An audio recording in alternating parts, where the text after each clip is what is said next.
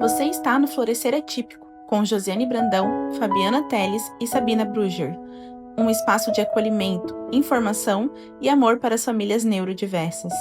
Aqui, conhecimento técnico e histórias reais se unem para orientar e acolher com amor e propósito. Respira, se acolhe e vem florescer com a gente. Sejam bem-vindos a mais um episódio do Florescer Atípico Podcast. Hoje estamos com uma presença sensacional aqui que a doutora Sabrina vai apresentar. No episódio anterior, nós falamos sobre como identificar os traços, os sinais, a própria família, os demais parentes, verificar essa conduta da criança. Falamos sobre o marco do desenvolvimento. E hoje nós vamos adentrar em um momento delicado. Nós vamos falar sobre a questão do diagnóstico em si, no momento em que ele chega pra gente. E a doutora Sabrina vai nos apresentar quem estará aqui conosco hoje, nessa manhã. E para essa conversa, nós trazemos a doutora Adriele Fonseca, neuropediatra em Balneário Camboriú e São Paulo, faz também parte da telemedicina, atende o Brasil todo. Pode falar seu arroba, doutora, por favor? Neuropediatra.doutora Adriele. Muito obrigada. E seja bem-vinda, então, ao nosso podcast para nos esclarecer mais sobre o diagnóstico, doutora. Primeiro, é um prazer, estar aqui com vocês nesse momento de fala, onde a gente sabe que muitas famílias lidam com muita angústia nesse processo de diagnóstico. E eu acho que o conhecimento é a chave para que elas tenham um caminho mais leve para essa busca, que é uma busca sobre melhorar a qualidade de vida dessas famílias e dessas crianças, né? Porque eu acho que o instante em que o tempo para, é um momento em que para, o que era suspeita passa a ser realidade, passa a ser um diagnóstico. Uhum. E aí eu acho que o coração aperta de toda a família, né, doutora? Sim. Alguns até falam assim que entra assim num processo de luto, mas é luto das expectativas geradas, né? Que quando a mãe tem um filho, existe uma expectativa de que tudo ocorra bem, que tudo corra bem, e o bem é tão relativo, né? Na verdade, que tudo ocorra de forma mais automática, mais comum. E aí a criança neurodivergente, ela vem para mostrar que às vezes ela vai precisar de outras rotas, de outros ajustes do ambiente, e isso realmente mexe muito com a família, eu acho. Mexe com toda a família, com toda a base. Eu acho que deixa a família um pouco desestruturada. Isso. Mas ao momento em que vem já o diagnóstico, eu acredito que aí vem um novo olhar, uma nova esperança. Eu costumo falar que é como se o diagnóstico fosse como se a gente trouxesse uma nova lente para aquela mesma criança. Então a criança ela não deixa de ser ela, apenas nós temos um outro olhar sobre ela. E esse outro olhar, ele dá uma oportunidade da gente realmente planejar estratégias que vão auxiliar aquela criança. Então, na verdade, eu acho que o diagnóstico ele é um farol. É uma luz que mostra o caminho, porque eu acho que sem o diagnóstico, as famílias ficam muito perdidas e começam a se culpar, porque qualquer alteração de comportamento de uma criança, a mãe acaba sempre trazendo para si a culpa, então é porque eu não fiz isso. O próprio ambiente começa a culpabilizar essa família, é porque a família não dá limites, não dá educação, então começa muitos julgamentos para essa família. Então essa família realmente enfrenta muitos desafios, né? Nós estávamos falando, doutora, no episódio anterior, sobre os sinais que podem ser notados, né? Para que então essa mãe, esse caminho, né? Então ela notou os sinais da criança e ela vai procurar então por esse diagnóstico, né? Como essa mãe é acolhida no seu consultório ou em qualquer outro ambiente, o que vai ser ofertado a ela, como é que ela vai compreender esse novo universo que ela está atravessando, iniciando aí na sua família? Então, esse primeiro momento, né, a gente tem que entender que o diagnóstico, ele não é tão simples, porque o diagnóstico, ele inclui uma série de sinais que são comportamentais. Então, para a gente avaliar todo esse comportamento, não basta só um checklist de sintomas e sinais. A gente precisa entender todo o contexto. A gente tem que navegar no ambiente que essa criança habita. Não só na escola, não só na casa, né? Mas a gente tem que entender o contexto que essa criança se insere, porque apenas sinais clínicos não dão diagnóstico. Esses sinais, eles precisam atrapalhar a função. Isso é um dos critérios mais importantes do diagnóstico, porque características autísticas, inclusive, a maioria da população pode ter algumas características, né? Mas para a gente fechar um diagnóstico, não é apenas um checklist de sinais e sintomas. Então, a gente precisa compreender o ambiente dessa família, compreender a dinâmica familiar e fazer uma boa anamnese. A anamnese é 80%. Eu sempre digo, doutora, que a anamnese é tudo. Né? E se o pai e a mãe, no momento que está na anamnese, for sincero, ali dos 80% que a senhora fala, a gente já tem uma base da estrutura e da vida desta criança dentro de todo o universo que ela está vivendo. Então a gente consegue ali ter vários sinais, vários traços, aonde que depois você vai automaticamente aplicando os protocolos para confirmar, na verdade. Mas eu sempre digo que a anamnese, ela é também 80%. Concordo com a senhora. É um grande recurso, né? E por isso que é importante uma escuta muito atenta para os pais. Trazer todas essas angústias, porque o diagnóstico não é só aquele momento atual. A criança está assim, não. O diagnóstico envolve uma história clínica, uma história de vida. E a gente precisa ir lá, né? Para os primeiros... primeiro ano de vida. Até né, os primeiros meses. Nós falamos de pais e crianças devido ao tratamento precoce, né, doutora? O diagnóstico, ele é importante mais pelo tratamento precoce. O que você tem a falar sobre isso, né? O diagnóstico quanto mais cedo. Isso. Então, às vezes a gente...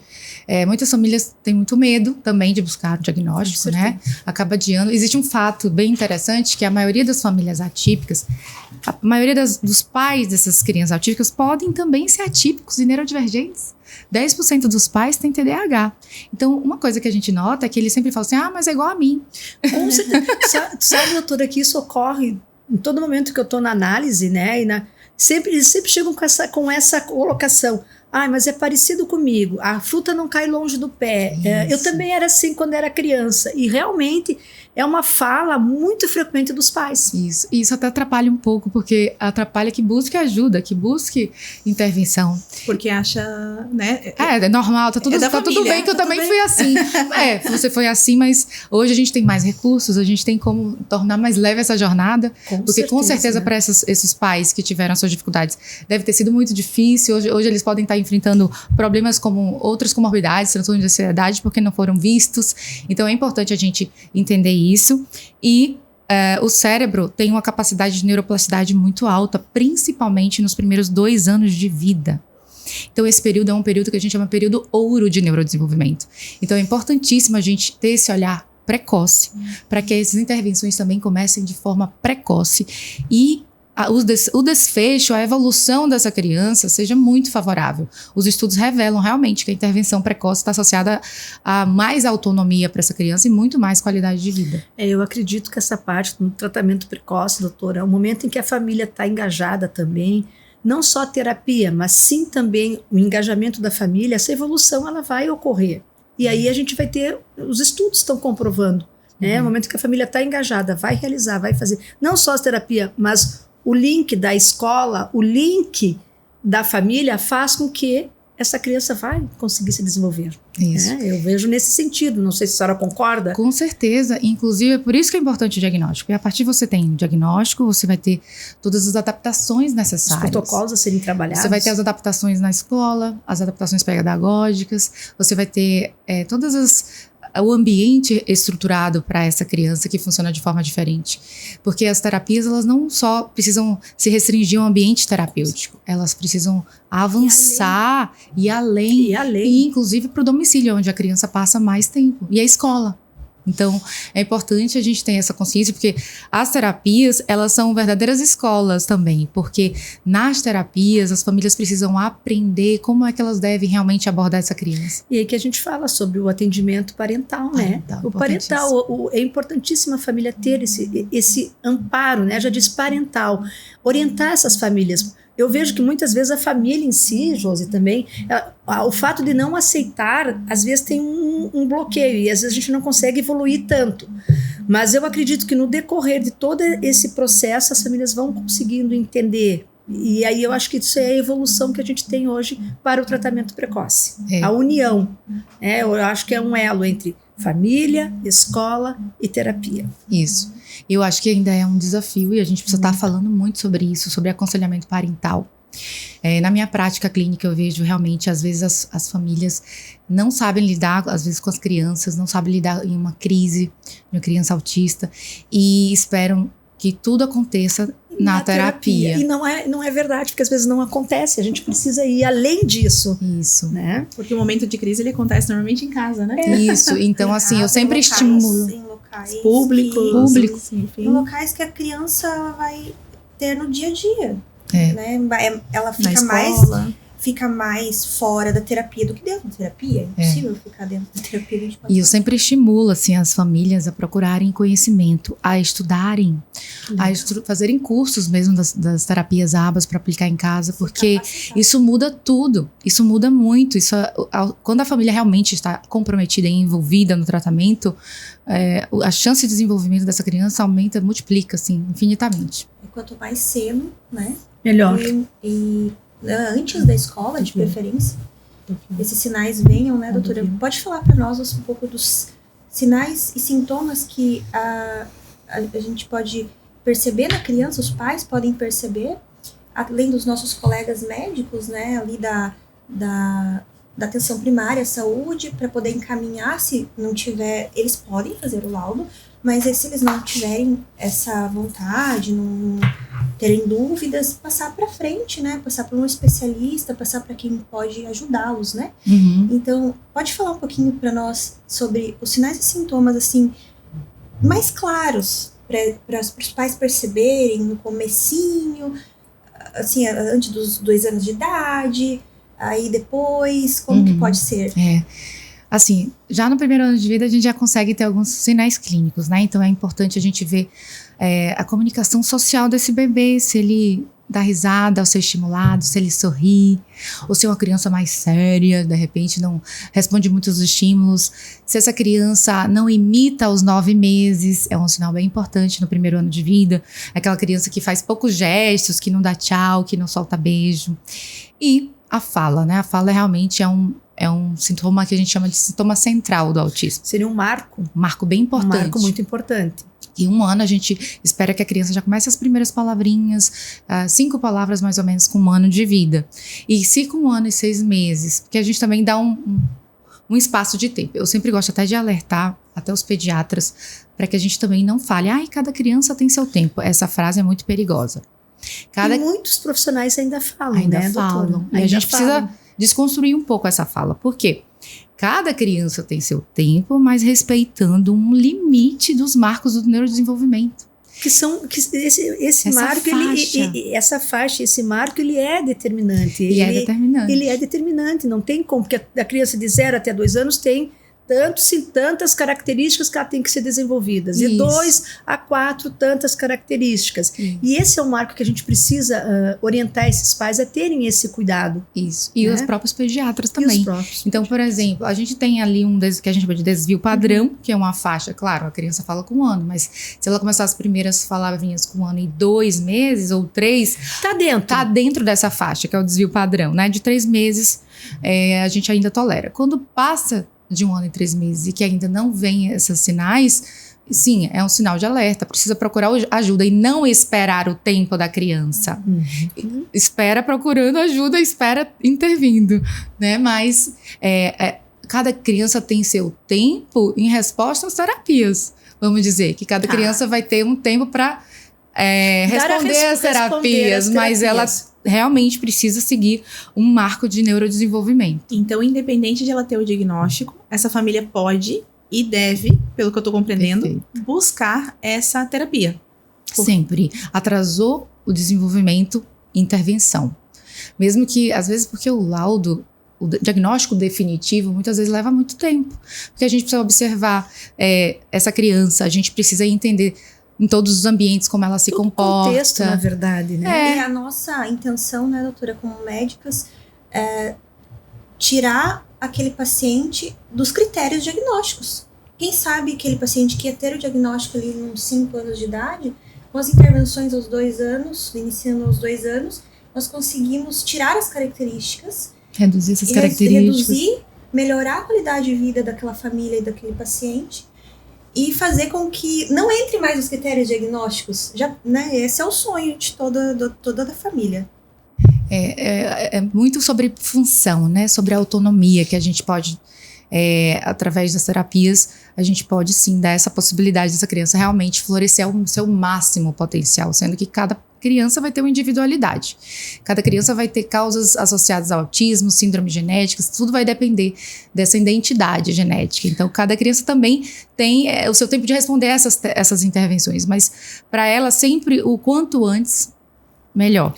E tem algo muito importante que a gente precisa ter muito critério, que você falou, é que antes de definir esse diagnóstico, é importante a gente afastar causas tratáveis de atraso do neurodesenvolvimento. Perfeito. Por exemplo, causas orgânicas biológicas, muitas vezes uma deficiência de ferro, uma deficiência de vitamina B12, que é uma vitamina importantíssima para o neurodesenvolvimento e para a fala. Então, a gente precisa ter esse olhar além do diagnóstico, para a gente entender se essa criança tem aspectos que estão atrapalhando o seu neurodesenvolvimento. Às vezes, falta de estímulo, uma criança que fica muito tempo na tela, uma criança que dorme muito tarde, que tem um sono prejudicado, isso tudo atrapalha o desenvolvimento cerebral.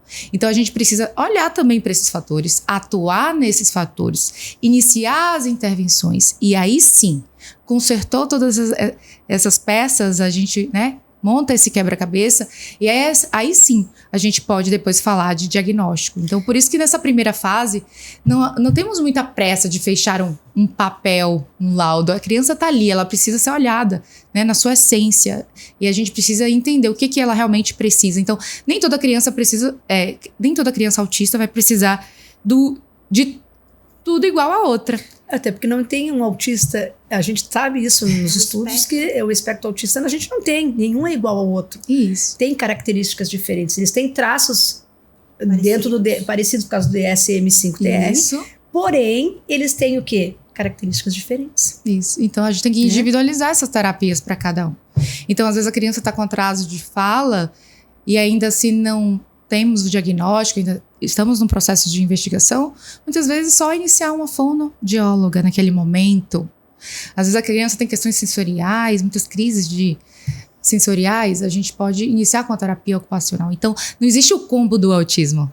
O combo do autismo tem que ir para tal terapia. Claro que a gente... receita de bolo. Não tem uma receita de bolo. É claro que a gente também sabe que a interdisciplinaridade... Isso. Vai favorecer o desenvolvimento, porque a gente precisa ativar várias áreas desse cérebro. Mas a gente tem que entender o que aquela criança naquele momento precisa, para a gente realmente conseguir a habilidade que tem que ser desenvolvida. Exatamente. Que a gente tem que ter isso em mente. O que eu tenho que desenvolver? Principalmente as que fazem as terapias, Muito bom a gente ouvir isso, Porque a gente sente, na verdade, da mãe, do pai, essa pressão pela busca do diagnóstico. É o papel, como a doutora falou, Aquele papel que vai dizer o que o meu filho tem. Então, olha aí a importância desse outro olhar, Antes do diagnóstico, o tratamento. Independente de diagnóstico, olhar essa questão clínica geral, Que às vezes pode ser que não seja um marco e que, na verdade, tenha uma questão sensorial ali para ser trabalhada, uma questão da fala, uma questão de falta de vitamina, E que pode... mudar toda essa perspectiva, certo? Isso, e às vezes a gente assusta, dá um pacote para a família, olha, agora você vai ter que fazer todas essas terapias agora, você vai ter que mudar tudo isso aqui, então dá um pacote que é muito complexo para alguém que está começando a entender um pouquinho do que é o autismo. E eu acho que dá importante a empatia, de todos os profissionais envolvidos para explicar para os pais como funcionam as coisas. A gente sempre diz ali na certificação Thiago Castro que não existe terapia de porta fechada. Se os pais quiserem acompanhar, tem que acompanhar. Porque eles têm que saber replicar isso em casa, porque isso faz diferença, doutora? Total diferença. É por isso que a gente comentou tanto que, primeiro, a família precisa aprender quem é o seu filho, quem é essa criança. Porque às vezes ela espera tanto que ele funcione daquela forma típica, que ele às vezes briga com a criança, começa a ter os conflitos. Vai, menino, faça isso. Meu Deus, como é que esse menino não aprende? Doutor, eu não entendo. Como é que ele faz isso? Mas quando a família recebe o diagnóstico, ela tem a oportunidade de conhecer de forma profunda essa criança. De realmente, na essência, como é que essa criança aprende? E talvez isso, doutora, dentro das famílias que hoje a gente convive, vive e observa, muitas vezes os pais não estão prontos a entender o seu filho, né? Em função da sociedade que hoje nós vivemos. E aí, ele é autista, ele tem TEA, né? Mas ele não tá, ele só diz porque eu tenho lá um laudo, eu recebi, meu filho foi diagnosticado e a escola que se vire, as terapeutas que se virem. E não veem que a parte principal é a família. Eu vejo nesse sentido, a família é a base, porque se ela conseguir ter isso e visualizar que ela precisa fazer a parte dela e entender o seu filho, como a senhora falou, entender o filho, né? Não é entender o filho, diga-se, não é entender o autismo em si, é o filho. O filho. Porque o autismo é uma N possibilidades, mas, por exemplo, como a criança aprende? O que encanta essa criança? O que desregula essa criança? Porque o que desregula um autista não é o que desregula o outro. Com certeza. Então, a primeira coisa é compreender, sem máscara, sem filtro, aquela criança. Seria uma aceitação. Aceitação. Isso. Aceitação é a base de... É a base de tudo. E aceitação com amor, né? Com amor. Sim. Com amor. Eu acho que a aceitação com amor é o diferente como ele é. Eu vejo pela minha mãe, ela é diretora de 12 APAES do Paraná. E ela sempre falou pra mim, inclusão é você entender que as pessoas realmente são diferentes. Não são todas iguais. Sim. Então, certo. Vamos lá falar sobre essa questão do diagnóstico e que foi falado aqui pela doutora, da questão genética, que todo mundo se preocupa, né? Mas é uma questão genética, ou me corrija se eu estiver errada, entra a questão da epigenética também? Como é que é calculada essa questão, como é que ela é levantada, como é que você observa esse ponto? Então, a genética do autismo é, sem dúvida, algo muito importante. Vários estudos têm demonstrado muitos genes associados ao autismo e genes de vulnerabilidade. Então, existem, quando a gente vai estudar, né, todas essas questões de heranças, a gente entende, sim, que essas crianças têm vários genes alterados. Às vezes não é um gene único. Essa herança é poligênica. E além de ser poligênica, ela é influenciada por fatores ambientais. Olha que quebra-cabeça. Como é complexa essa herança. Então você tem a genética, você tem, às vezes, não só um gene, você tem vários genes em vários ciclos bioquímicos, muitas vezes alterando alguma cascata metabólica, e você ainda tem a influência do ambiente. E quando a gente fala de influência do ambiente, a gente também volta para a genética, porque esse ambiente... Intrauterino, desde a parte intrauterina, eu tô grávida agora. É verdade. E daí, a parte do pré-natal, como é importante hoje em dia as mães, os médicos saberem fazer um pré-natal adequado, com medicações corretas e diminuir o risco de problemas do neurodesenvolvimento. Quando já há um diagnóstico de autismo na família, ainda mais alertar, porque a gente pode tirar os fatores ambientais, zerar os fatores ambientais e deixar só o genético. A chance se torna muito menor. Exatamente. Então, genética a gente não pode mudar, mas o ambiente a gente pode e deve modificar. Então, se eu souber quais são os fatores de risco do ambiente que impactam no neurodesenvolvimento, por que a gente não vai mudar esse estilo de vida? Eu falo muito sobre esse tema, eu abordo muito isso sobre no meu manejo às famílias atípicas, porque eu acho que isso é muito importante. Então, entender esses fatores ambientais que envolve muitas vezes medicamentos. A gente fala muito hoje da microbiota intestinal. Estudos avançadíssimos entendendo essa conexão entre a microbiota intestinal e o cérebro. Aí, doutora Natália Viana. Aprendendo com ela. Então, a microbiota intestinal, inclusive a microbiota materna, influencia também nesse neurodesenvolvimento. Então, olha como é importante a gente olhar para essa gestante, olhar para a microbiota da gestante, para a alimentação materna, para o que a mãe está se expondo. Então, todas as químicas que essa mãe se expõe, a prematuridade, a idade da mãe. Então, tem vários fatores que a gente pode observar e controlar. Então, a gente também tem visto hoje, né, medicamentos que podem também se somado, porque não existe uma causa única para o autismo, a gente precisa compreender isso, não existe uma causa única, existe essa combinação de fatores, e se eu tenho fatores que são modificáveis, eu preciso cuidar desses fatores, e esses fatores modificáveis têm a ver com estilo de vida, ambiente, sono, alimentação, Tudo isso. Acho que entra tudo, né? É um combo. Combo. E também como a gente se alimenta, né? Como a nossa mente se alimenta, o estresse. A gente sabe que o estresse também é algo que impacta bastante no neurodesenvolvimento. E então a gente precisa começar a entender e olhar mais para os fatores modificáveis, né? Gostei bastante de ouvir essa questão. Eu já ouvi falar que a nossa parte metabólica ali é o segundo cérebro, né? Então, importante fazer essa ligação também, todo esse estilo de vida, falar um pouco dessa questão da alimentação, do uso de telas, enfim, todos esses fatores ambientais que realmente vão ajudar ou dificultar a vida dessa pessoa, dessa família, num todo, né? E assim, o intestino é o segundo cérebro, e não só eu falei da microbiota materna, pra gente tentar reduzir todos os impactos do neurodesenvolvimento, mas o intestino é o segundo cérebro. Quando a criança nasce, essa microbiota, ela é formada, mais ou menos ela é definida quando ela tem 2 ou 3 anos de vida. E o que influencia nessa microbiota que vai influenciar no comportamento? Vai ser a via de parto. Hoje a gente sabe que existe um risco maior na via de parto dessa microbiota estar mais alterada.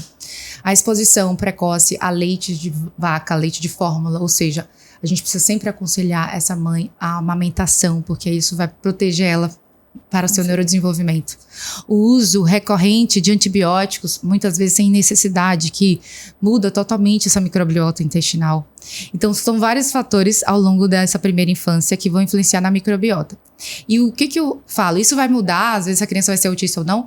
Não é sobre isso. Porque a gente tem muitos fatores associados, inclusive os genéticos, mas a gente vai, com certeza, impactar para que esse grau de autismo, para que a forma como esses sintomas apareçam, eles sejam mais leves ou mais altos. Então, o que eu vejo na minha prática clínica é que crianças que têm uma microbiota muito alterada, que têm muitos transtornos gastrointestinais, inclusive 80% das crianças autistas têm alterações gastrointestinais. Uau. Crianças que têm esse comprometimento intestinal, elas têm muito mais sinais e sintomas do autismo. Ou seja, às vezes a criança está sentindo dor abdominal, está constipada, ela vai se expressar com agressividade, com agitação, com falta de sono. E a gente acaba colocando todos esses sintomas na conta do autismo. É autista, é assim mesmo. Não. Ele é autista, mas ele pode ser muito melhor. Esse funcionamento pode ser melhor. O que pode estar atrapalhando isso? Então, a microbiota, ela é importante em todas as fases, né? Na gestante, na criança, inclusive numa adolescente ou no adulto. Ela pode potencializar comportamentos que não são daquela criança, que não faz parte do pacote do autismo daquela criança. Então, é bem importante a gente manejar e entender sobre microbiota intestinal hoje, cada vez mais. Eu tive agora num estudo de pesquisa em Harvard, onde um colega brasileiro está fazendo uma pesquisa justamente dessa relação da microbiota desse bebê e da microbiota da mãe. Então, é algo que a gente não pode mais fechar os olhos. A ciência está aí mostrando isso. Então, olhar para essa criança, além dos sintomas e além do laudo, é bem importante. Então, compreender ela do jeito único que ela é, do jeito sensível que ela é, mas também da vulnerabilidade que ela tem a outros transtornos gastrointestinais. Também existe transtorno de detoxicação. Elas são muito mais sensíveis também a como ela recebe as toxinas do ambiente. Elas têm uma dificuldade de eliminar as toxinas, então a gente também tem que cuidar desse ambiente. O metabolismo, a gente vai tão profundo que até o metabolismo da mitocôndria a gente tem que ficar preocupada, né, doutora? Isso. Doutora, deixa eu te fazer uma pergunta. Nós temos aí, a gente está dentro de todos os estudos, além de nós termos, né, a criança autista, está vindo a comorbidade, né? Hoje você não encontra, é difícil você encontrar uma criança quando ela é feito o diagnóstico só com o autismo, né? Os casos assim são 2%, 1%. Estão vindo sempre com uma comorbidade, ou o TDAH, ou o TOD, ou a dislexia também está vindo associada, até por causa da deficiência intelectual. O que a senhora poderia falar sobre isso? Sobre essa comorbidade que vem associada ao autismo? Então, como eu trabalho muito com estilo de vida, e como eu trabalho muito com essas questões que eu entendi na minha prática que fazem muita diferença, antes mesmo de colocar mais galhos nessa árvore, a gente precisa ter muito bom senso e muito critério para também não dar uma lista de CIDs para essa criança. Com certeza. Né? Então, a primeira coisa eu já vi muitas crianças que são autistas, muitas vezes apresentarem muitos sinais e sintomas de TDAH e volta aquilo que eu falei. Quando a gente organiza o intestino, melhora a constipação, diarreia, essas questões intestinais, não era TDAH, tá? A outra coisa, dislexia. Algo que eu tô estudando mais a fundo agora é sobre o processamento visual. Pouco se fala sobre isso, e eu não tô falando sobre a visão, sobre um exame que olha o olho para ver se precisa de óculos ou não. É sobre como esse cérebro recebe essa informação. E como crianças autistas têm realmente transtorno de integração sensorial e a visão é um dos sentidos, elas têm muitas chances de ter alteração dessa integração sensorial da visão.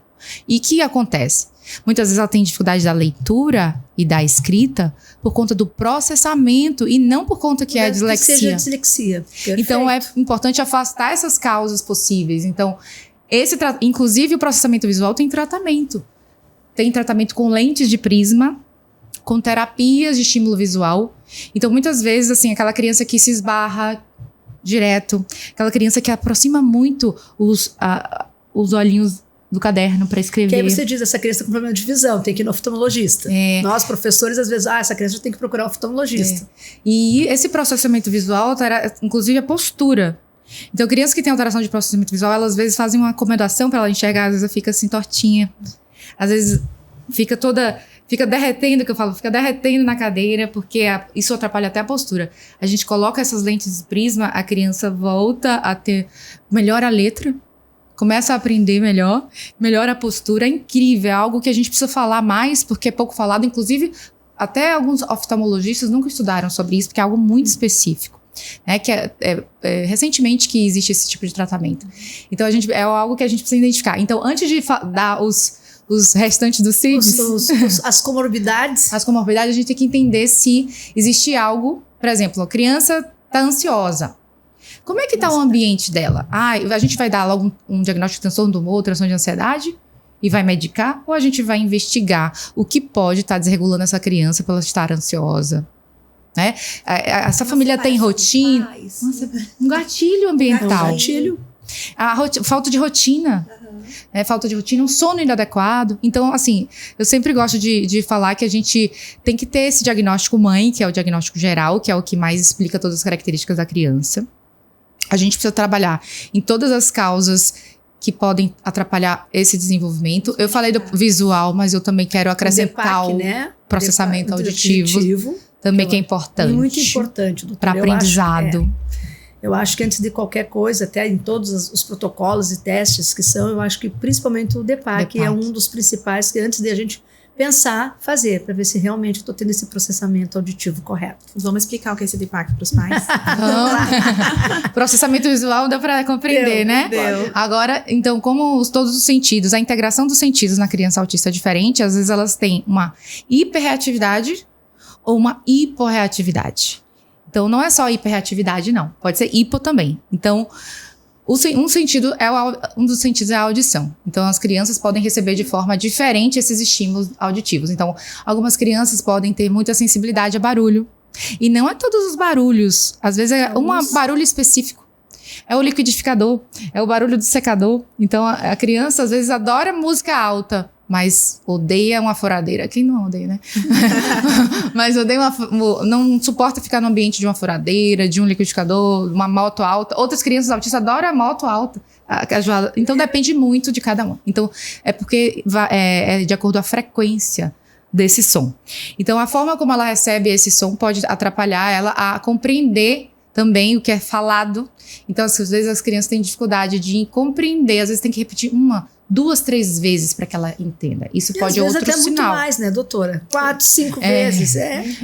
Ou tu chegar um pouquinho mais perto e dizer, tu precisa fazer isso. E aí, vai na quinta, chegar mais perto, falar mais próximo do ouvido. Então, é um trabalho realmente, né? Nessa criança que não responde ao chamado logo, ela tem 2 possibilidades. Ou é porque ela tá hiperfocada em algo, e aí ela esquece o mundo, e aí quando ela tá no hiperfoco, ou porque realmente há uma dificuldade nessa compreensão, na forma como esse cérebro recebe essa informação auditiva, e isso atrapalha no aprendizado, porque essa criança vai se distrair mais com os estímulos do ambiente. Às vezes tá perto do ar-condicionado incomoda ela, às vezes o ponteiro do relógio o tic-tac do relógio pode incomodar. Então, cada criança tem as suas especificidades. E isso precisa de adaptações. É importantíssimo a gente investigar essas comorbidades, essas outras nuances, porque o tratamento para essas outras nuances melhora muito o aprendizado da criança.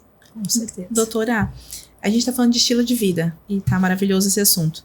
A doutora falou sobre a microbiótica, falou sobre processamento visual e auditivo. E o que mais a gente pode falar desses outros estilos de vida que mais a gente pode trabalhar, entender, compreender nesse diagnóstico? Vamos falar de tela? Vamos falar de tela. Ótimo!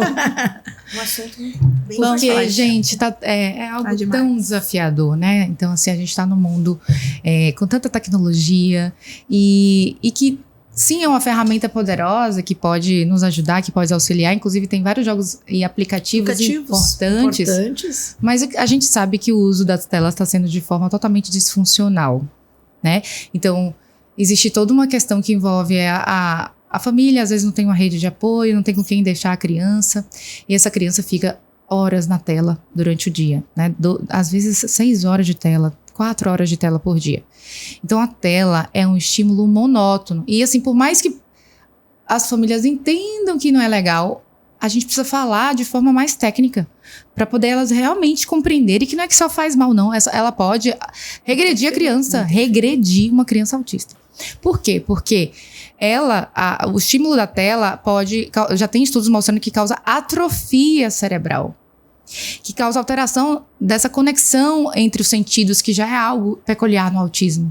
Então, a tela, estruturalmente falando, quando a gente olha para a estrutura cerebral, isso é modificado, essa neuroplasticidade é reduzida. Esse estímulo monótono, onde a criança deveria estar correndo, brincando, sentindo o cheiro, experienciando, né? Ela está parada, tendo um estímulo muito monótono, não está ativando todas as áreas do cérebro. É um estímulo muito alto, né, doutora? Apesar de ser monótono, ele tem a dopamina daquela criança é muito alta naquele momento. E conforme ela vai passando os desenhos, o estímulo é muito alto, ela não consegue ter, prestar atenção, esse foco em outras atividades que demandam menos dopamina do cérebro. É uma dopamina fácil, é uma dopamina barata, né? Uhum. Então, assim, realmente é uma explosão de química nesse cérebro quando a criança está à frente à tela, com aumento excessivo de dopamina. E dopamina é o quê? É o neurotransmissor do vício, do bem-estar. Todo mundo quer se sentir bem, então a criança não tem esse controle, ela não vai saber a hora de parar. Então ela tá ali. E uma coisa que é pior ainda é quando são os vídeos curtos, que é o que está acontecendo, os shorts, né? Vídeos muito curtos que elas só ficam passando o dedo, ou seja, não tem uma história, um enredo para ela pelo menos aprender ali em algum filme, ela só fica passando. Isso aí libera muito mais dopamina, tem até estudos que comparam a liberação de dopamina numa criança que assiste tela, compara com a liberação da dopamina estimulada pelas anfetaminas, que são drogas. Então a gente precisa ter muito cuidado com isso. Muito cuidado com esse tempo de tela, que as sociedades médicas, as sociedades de pediatria recomenda, cada faixa etária tem o seu limite seguro. Então a gente tem que ter o tempo de tela. E aí não dá pra gente também aceitar agora, mas assim, os pais acabam criando, doutora, como é que eu vou fazer quando tá no restaurante, ele não para, e quando tá em casa eu não tenho como brincar com ele. Gente, a gente dá jeitinho pra tudo. A gente só precisa se organizar e ter rotina. Coloca um brinquedo lá, né, e vamos deixar a criança se estimular e criar, fácil, né? Independente se é atípica ou típica, criança é criança. E quando eu vejo os pais lá... Gente, a gente tá numa sociedade que isso daqui é o tempo todo. Nós estamos. E às vezes eu me pergunto, o que eu vou dar pra Serena, sendo que eu fico muito no celular? Então, nós também temos que... Peraí, vamos ler um livro, vamos fazer outra coisa, vamos dar uma caminhada, né? A gente também tem que se policiar. Aí que está o que a doutora tinha falado, do ambiente. Como que essa criança está inserida num ambiente que só tem tela? Eu sempre digo uma coisa, minha profissão é professora, né? Depois vem todas as especializações. Eu sempre digo, o pai não precisava chegar na escola para mim conhecer a família. A gente conhece a família através dos filhos. Isso é uma leitura minha que eu faço. Então, como tu falou ali, o que eu vou dar para Serena? Vai depender do teu exemplo. Eu acho que a gente educa muito pelo nosso exemplo. Se eu ficar muito no celular, daqui a amanhã a Serena vai ficar, porque é o que tu tá mostrando para ela. Se você ler um livro, você vai mostrar que a leitura é importante. Então eu sempre dizia isso e sempre levo isso para mim, já quase me aposentando aí, que a gente conhece a família, a mãe não precisa nem ir na escola. É independente, né? Se é atípico ou típico. Isso. Né? Não, independente. A gente conhece a família pelas atitudes dos filhos em sala de aula. E é uma realidade, tá? Os filhos são esponjas, né? Aprende por exemplo. Os filhos são espelhos desse ambiente, dessa família. E claro que tem as questões comportamentais que são individuais, mas a gente pode moldar esse cérebro e o que molda o cérebro é o ambiente. Então é importante isso, que essas mães, essas futuras mamães já tenham essa consciência, porque antes de ter um filho, a gente precisa se preparar para isso. Não só na parte de rotinas, de tempo de tela, né? Ter tempo de qualidade, de conexões reais, alimentação. Não adianta que a mãe falar pro filho que ele tem que comer se ela não come. Não adianta falar que ele tem que sair da tela se ela passa o dia inteiro da tela, ela não tem tempo de qualidade com essa criança. Então, eu acho que essa geração veio ensinar pra gente valores perdidos na humanidade.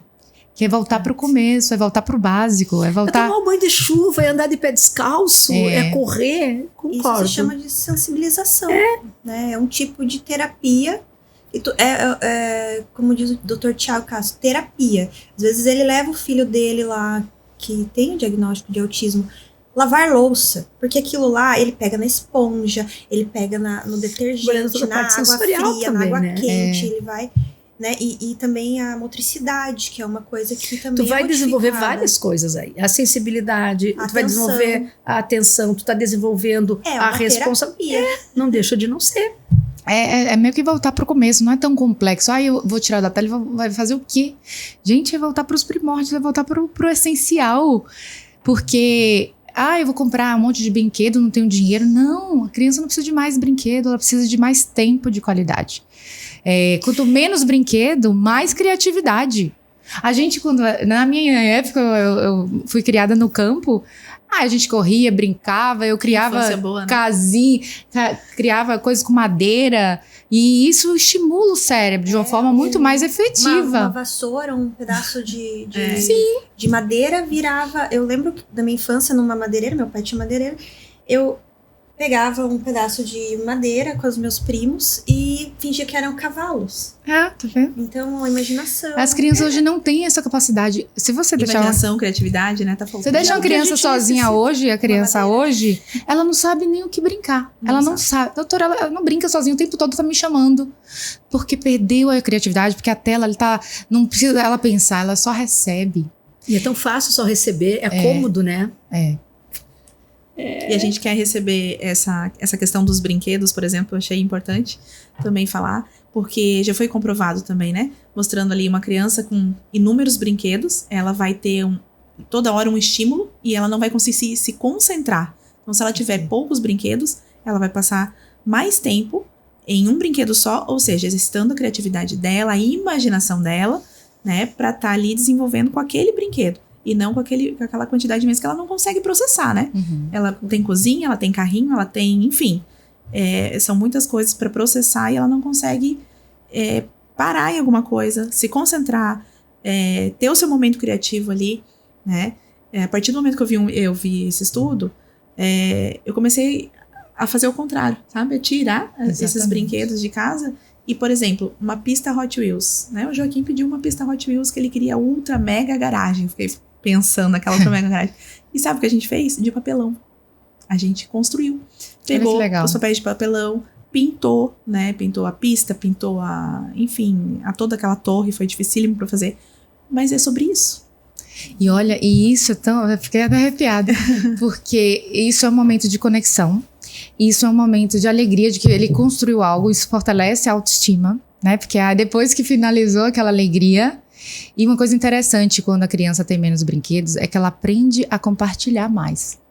Porque ela tem menos, ela valoriza aquele brinquedo.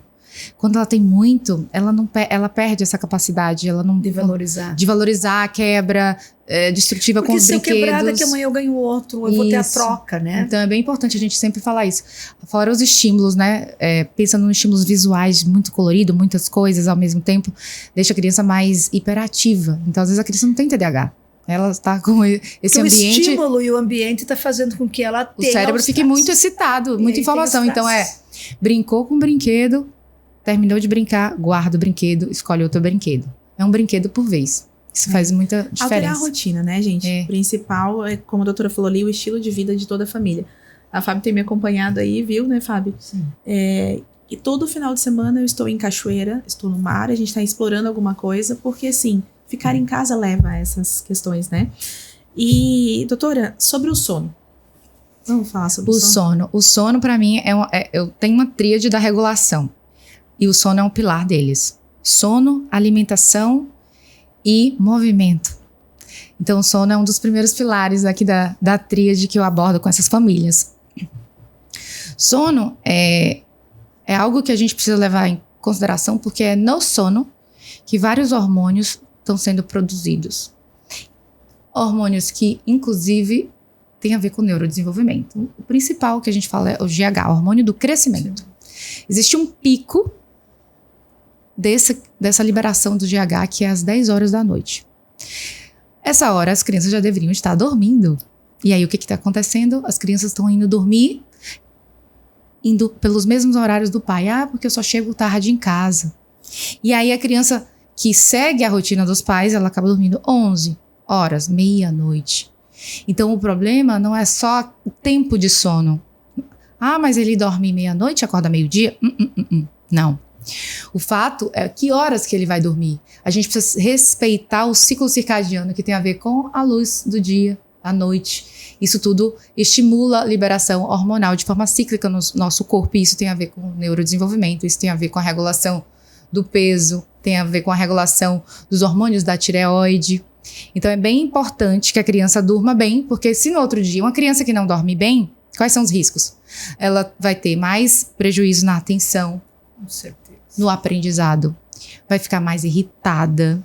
Somente a irritabilidade. Eu acho que a irritabilidade é onde vai o ápice. Nós adultos já ficamos, né? Quando a gente imagina uma criança. Não dormimos bem. Imagina uma criança, às vezes não sabe nem explicar o que está acontecendo.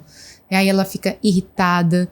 E também isso pode prejudicar o gerenciamento do peso, aumentar o risco de compulsão alimentar. O sono é muito importante, é fundamental para o neurodesenvolvimento, para o comportamento. E a gente precisa educar essas famílias para que esse sono seja cada vez mais cedo. E que a gente otimize esse ambiente, exclua as telas antes da hora de dormir, pelo menos 2 horas antes. Não deveria ter tela, porque a tela inibe mais ainda a produção da melatonina, que é o nosso hormônio do sono. Então, às vezes a criança não dorme bem porque ela está com o celular na mão até antes de dormir. Então, a gente precisa fazer o que a gente chama de higiene do sono, que é reduzir as luzes do ambiente, deixar o ambiente menos barulhento, desacelerar, fazer uma atividade monótona, como a leitura, contar uma história para a criança, e não deixar ela assistindo televisão ou... Não se alimentar muito tarde, não ter alimentos ali que entra o teu outro pilar, que é a alimentação, mas ela está atrelada ao sono também, né, doutora? Isso. Que tipo de alimento, né, que come à noite, alimentos mais pesados, açúcar, que é excitatório. O principal, eu sempre oriento no consultório, que o açúcar, sempre os meus pacientes, e quando eu estou na orientação parental, que a criança deve comer doce até às 6 da tarde, às 18 horas. Depois disso, evite de dar. Ou ela não deve comer. Ou ela não deve comer, né? O certo é não... o correto é não comer, né? Só que a gente sabe que os pais acabam... o leite com Nescau, e aí vai, a gente sabe disso. Infelizmente, essa é a realidade, né? Então, eu sempre digo, evite. Chegou 18 horas, 17 horas, evite de dar o leite com Nescau. Dá uma fruta. Então, eu tenho essa orientação porque eu sei que o açúcar, ele interfere muito. Açúcar excitatório, né? E também tem outros psicoestimulantes, como, por exemplo, alimentos industrializados. Tem muitos aditivos químicos que são hiperestimulantes, como glutamato monossódico, cafeína. Às vezes, o pessoal do sul que gosta de chamate, né? Chamate tem cafeína. Eu já vi crianças viciadas em chamate, crianças super agitadas porque estavam tomando chamate o dia inteiro, não dormia. Tiramos o chamate e a criança melhorou. Olha que maravilha. Essa questão do sono ali que a doutora falou, às 10 horas da noite, que produz o hormônio. É o hormônio? É o hormônio do crescimento. Tá. Eu li em um artigo que fala que a criança tem que estar dormindo 2 horas antes das 10, por exemplo, para esse hormônio equilibrar, é isso? Exatamente. Na verdade, assim, quanto menor é a criança, mais cedo ela precisa dormir, porque ela precisa de mais tempo de sono, né? Existe um tempo de horas de sono por faixa etária também. Então, a gente precisa levar isso em consideração, depende de que horas que ela acorda, mas quanto menor a criança, mais cedo ela dorme. Então, se for um bebezinho, 7 horas da noite já é hora de dormir. E esse também é um distúrbio do sono, também é associado ao autismo, né, doutora? Lá, você pode exemplificar para nós um sinal precoce nos bebês? Que é isso? Um dos sinais precoces do bebê é exatamente o distúrbio do sono. É aquela criança que é irritada, chora de forma excessiva, acorda várias vezes à noite para mamar, que sabia que a sucção é um ato de autorregulação. Então, essas crianças que têm desmame tardio, muitas vezes ela está fazendo uma busca sensorial para se regular. Porque sucção é a forma de acalmar o sistema nervoso. É real. Né? Então, é normal isso acontecer numa primeira infância, mas com 1 ano e meio já é para ela não ter mais essa necessidade desse estímulo sensorial. Quando ela ainda, depois desse 1 ano e meio, ainda precisa de muita chupetação, né? Que tu já começa chupetando, não é mais bebendo leite, não é mais mamando, é chupetando. Isso aí é porque ela tá buscando um estímulo sensorial. E se ela tá buscando muito o estímulo sensorial, é porque tem algo desregulado. E a gente pensa muito no autismo, isso é um sinal bem importante, que não se fala muito. Mas quando eu vejo essas mamães que, doutora, acorda pra mamar não sei quantas vezes, e se a criança já tá com mais de 1 ano, acordando várias vezes à noite pra chupetar mesmo, isso aí é um sinal de que tem algo errado. A gente precisa, é um sinal de alerta também. E nesse pilar, a doutora falou ali, da alimentação também, né? Isso. E aí vem a alimentação, né? Então, a alimentação, que seu alimento seja o seu remédio. A gente pode, através da alimentação, evitar muito a medicalização do comportamento da infância. Porque muitos dos comportamentos, eu nem tô falando de neurodivergência, eu tô falando aqui para qualquer pai, né? Falando sobre infância, muito dos comportamentos da infância que estão desregulados podem sim ser por conta de uma má nutrição. E então a gente está no mundo onde o fast food, os industrializados, a praticidade está à tona. E essas crianças estão deixando de descascar para desembalar. E esses alimentos têm vários nutrientes que atrapalham a microbiota intestinal, aditivo alimentar, açúcar. Tudo isso muda essa microbiota intestinal também, e isso altera comportamento. Os próprios alimentos, esses próprios aditivos também são psicoestimulantes, são excitatórios para o cérebro. Isso pode aumentar essa desregulação dessas crianças.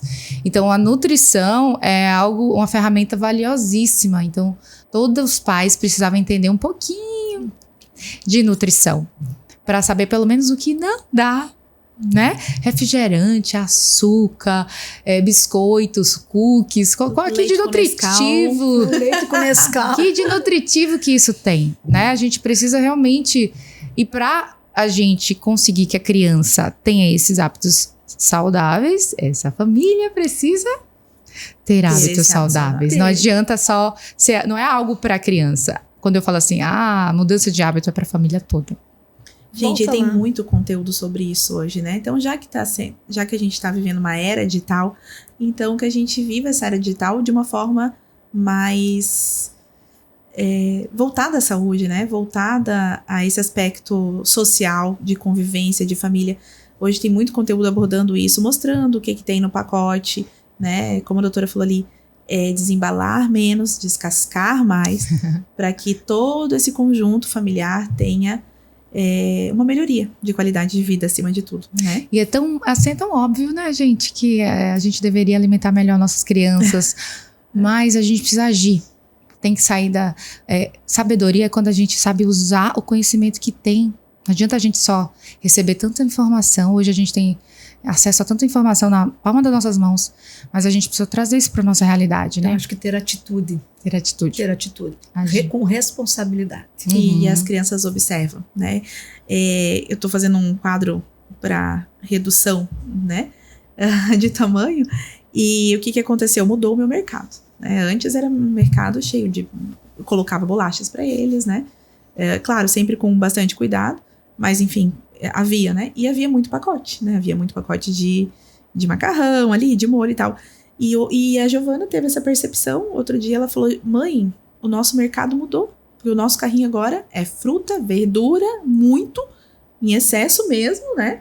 E aquela quantidade mínima. Ela falou, nossa, olha só, a gente só tinha pacote, agora a gente não tem mais pacote, né? Então, a criança tá de olho em tudo. Ela tá percebendo. Então, é aquilo que a doutora também falou novamente. Não adianta a gente querer que a criança se alimente bem e a gente fazer, né, para nós termos ali uma alimentação carregada, uma alimentação não nutritiva, né? E o primeiro passo é a alimentação, ela começa no mercado. Então, se você compra uma alimentação saudável, seu filho vai comer uma alimentação saudável. Então, se ele tá comendo algo que não é saudável, quem é que tá comprando? Exatamente o que eu falo pros pais. Quem compra é você, não é o seu filho de 5 anos que vai até o mercado. E aí a gente volta a dizer que a gente educa pelo exemplo. Isso. E é engraçado, né, que tem alguns... Eu abordo muito essa parte da alimentação. E aí alguns meus pacientes levam ovo para a escola, né? Você acredita que a escola veio reclamar, a professora veio reclamar e os coleguinhas, ai, você traz esse lanche fedido. Mas meus pacientes já falam assim, mas você que traz esse lanche ruim que não serve pra nada. Tipo assim, a gente tem que educar as crianças para elas compreenderem por que elas estão se alimentando assim. Então, porque vai ter essa questão do bullying, né? Porque tá todo mundo comendo errado. Quem come diferente é o diferente e a gente precisa educar essas crianças que elas que precisam inspirar, elas que precisam influenciar. Então, é bem importante esse papel da família para a educação dessa criança, porque além de ensinar que eles têm hábitos saudáveis, quando estiver fora do contexto de casa, que é o que acontece, que às vezes a exposição maior a esses alimentos, às vezes é na escola. Ah, foi pro meu amiguinho que deu, né? Comida do coleguinha. Essa educação ela tem que ser tão profunda a ponto dessa criança entender que não deve comer o alimento do coleguinha e inspirar o coleguinha a comer o alimento que deve ser comido. E a escola deve fazer esse papel educativo também, né? Eu acho que na escola deveria ter nutricionistas educando, tendo aula sobre nutrição para essas crianças já desde cedo. E não só o cardápio pronto, né? E não só o cardápio pronto. E doutora, antes da gente avançar para a questão do movimento, né? Eu também li alguns artigos que falam sobre a questão da água. Que muitas crianças hoje, elas entram na sala, né? Não tomam água. Então ali vão brincar, não tomam água. Aí acabam tomando água lá no momento da refeição, né? Então, vamos dizer que ela toma água 2, 3 vezes ao dia, quando é muito. Né? As crianças esquecem realmente, elas estão tão envolvidas com as atividades. Quando a criança está brincando, ou quando ela está muito focada, realmente acaba esquecendo. Então, por isso que é importante levar a garrafinha de água para a escola. Porque é uma forma de a criança se policiar que está ali, aquela garrafinha. E a importância dessa hidratação. E a hidratação é muito importante para o cérebro. Parte do nosso cérebro é água, é líquido. E a hidratação é muito importante. Crianças que estão desidratadas, elas podem cair o rendimento, pode reduzir concentração e pode dar uma falsa ideia que é fome. Sede, ela pode ser confundida com fome. E aí, às vezes, a criança vai lá no intervalo e acaba comendo um monte de açúcar. E aí é um ciclo vicioso, né? Então é importante, sim, manter uma hidratação adequada. Bem lembrado. Então, escolas, vamos fazer aí o momento da pausa da água. Ótimo. Né, determinar um tempo aí. Então, vamos falar do movimento? E movimento. Então, ao invés da gente deixar essas crianças paradinhas, sentadinhas, olhando para a tela, a gente precisa estimular essas crianças a se movimentar. Porque a partir do momento que a gente tem um movimento, várias regiões do nosso cérebro é estimulada. E você uma terapia multiglobal, vamos dizer assim. Porque realmente está ativando regiões de fala, regiões motoras, regiões de foco da atenção. Por isso que fala, às vezes, que esporte é muito importante para a criança. Por quê? Porque é ali que ela vai estimular o lobo pré-frontal, que além de ter a ver com a parte motora, tem a ver também com foco, concentração, função executiva, planejamento motor. Então, é uma ótima forma de estimular a criança. E a outra coisa muito importante é que se esse movimento pudesse ser em locais livres, ao ar livre, em contato com a natureza, aí você eleva assim, ao máximo esse estímulo, porque tem todo o estímulo sensorial. Também tem toda a questão do grounding, que é você colocar o pé no chão. Já tem estudos mostrando que isso melhora o estresse, regula o cortisol, melhora a atenção, reduz sintomas de TDAH.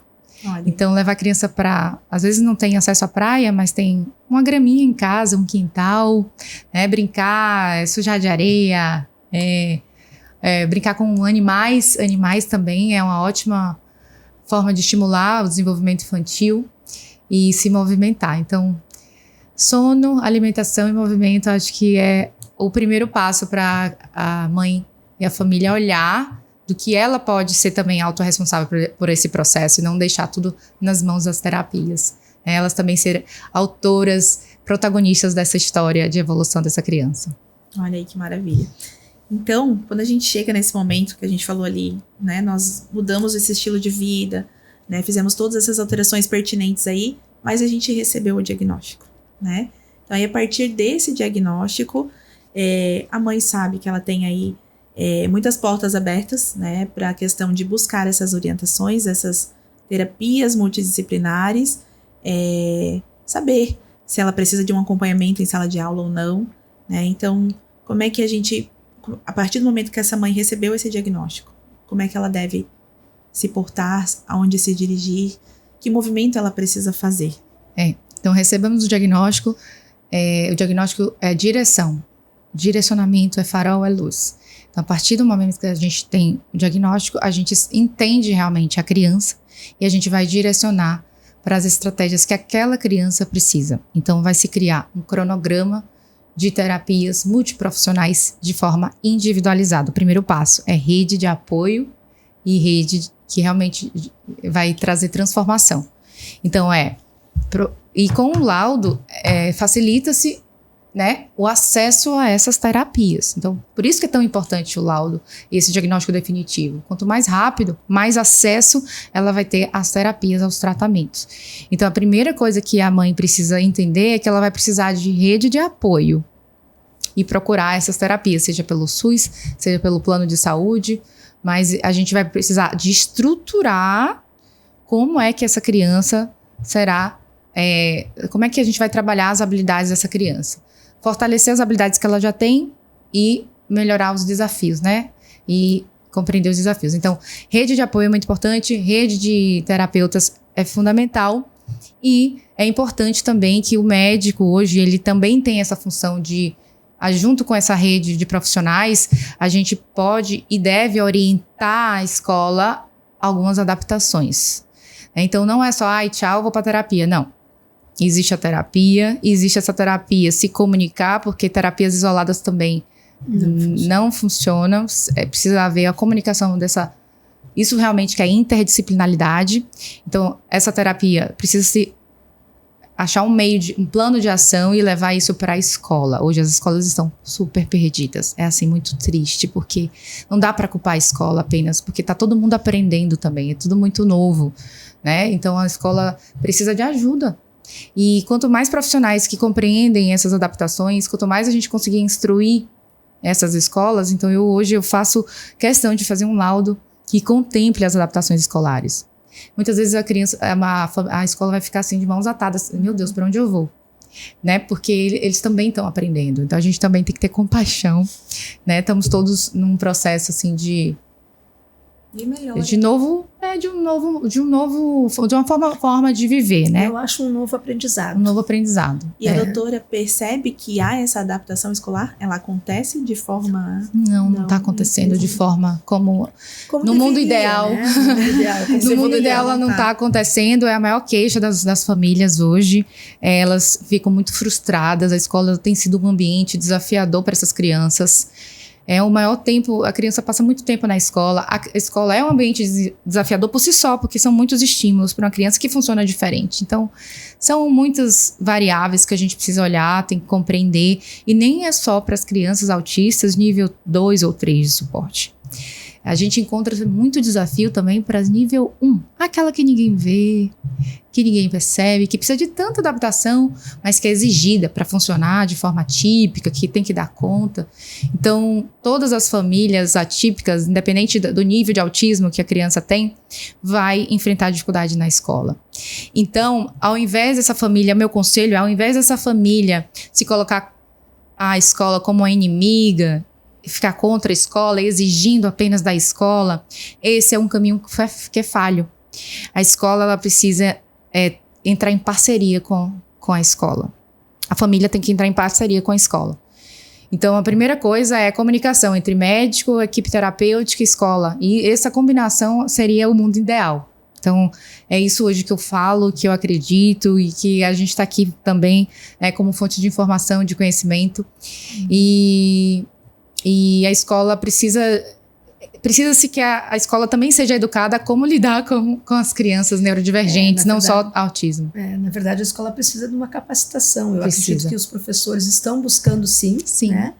Mas não está adequadamente como deve ser, né? Então, eu vejo assim, tem professores que não estão capacitados ainda. Infelizmente, assim como tem outros que estão fazendo a diferença, né? A estrutura escolar também, por exemplo, uma sala para manejar crise. Né? Nós não temos isso em todas as escolas. Não. Há algumas, uma ou outra contando nos dedos. E hoje, com as famílias atípicas vindo cada vez mais para o ambiente escolar, que antigamente eram excluídas desse ambiente escolar, nós temos que nos adaptar também. A escola precisa se adaptar, tanto particulares quanto públicas. Isso. Eu acho que precisa de políticas públicas que contemplem essa capacitação real da escola, desses profissionais. Esses profissionais precisam aprender, né, para poder eles conseguirem mudar essa estrutura. É algo que a gente está patinando, está engateando ainda. Estamos todos aprendendo a esse novo olhar, a essa nova forma de ensinar, porque o neurodivergente funciona de forma diferente, aprende de forma diferente. Não quer dizer que ele não aprende. Ele tem um potencial incrível, que se a gente souber como ensinar, então aquela estrutura rígida de ensino hoje não faz mais sentido. A gente precisa entender como a criança aprende para que ela aprenda. Então, gente, esse episódio foi um verdadeiro abraço no pai, na mãe, e nos profissionais que estão se adaptando, como a doutora falou ali, a gente está dando um passo de cada vez rumo à conscientização, rumo à proximidade desse conjunto, né, vivenciado, a família, a terapia, a escola, o profissional que diagnostica, né, e a gente quer agradecer imensamente a participação da doutora. Foi maravilhoso estar com você aqui hoje. Muitas coisas aí que a gente ouviu para mudar no cotidiano das famílias, né? Que pode nos ajudar a melhorar a qualidade de vida. E esse é o ponto crucial, né, doutora? Uhum. Faça suas considerações finais sobre o programa, sobre o nosso público. Agradeço muito estar aqui e sobre a neurodivergência, eu gostaria de deixar uma mensagem que a essência ela não precisa ser corrigida, ela precisa ser reconhecida. E é só como a gente entende mesmo, de fato, como a criança funciona, que a gente vai poder cuidar dela por inteiro. Então, essa mensagem que eu deixo para vocês: conheçam o filho de vocês, saibam o que encanta ele, o que diverte ele, como é que ele aprende, o que desregula ele. Compreenda a sua criança, independente de laudo, independente de nome, é apenas a sua criança. E com um suporte adequado, eu acho que ela pode voar. O florescer atípico é isso. Quando há um amparo, né, a família inteira floresce. Muito obrigada a todos. Obrigada, doutora.